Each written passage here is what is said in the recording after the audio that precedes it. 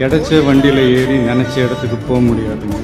நமக்கான ட்ரெயின் வரணும்னா நாம் கொஞ்ச நேரம் பிளாட்ஃபார்மில் நின்று தான் ஆகணும். என்ன நண்பா? தேங்க்யூ. அவ்வளோதான் இன்னைக்கு போட்டாங்க.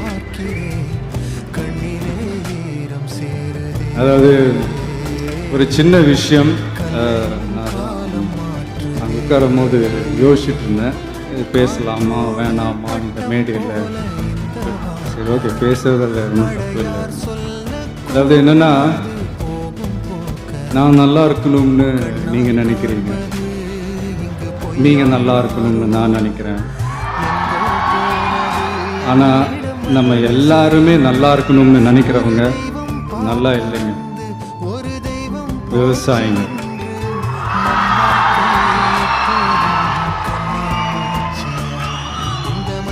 அதாவது இன்னைக்கு அவார்டு வாங்கின அத்தனை பேரும் அவங்கவுங்களோட உழைப்புக்கு கிடைச்ச ஒரு பலன்.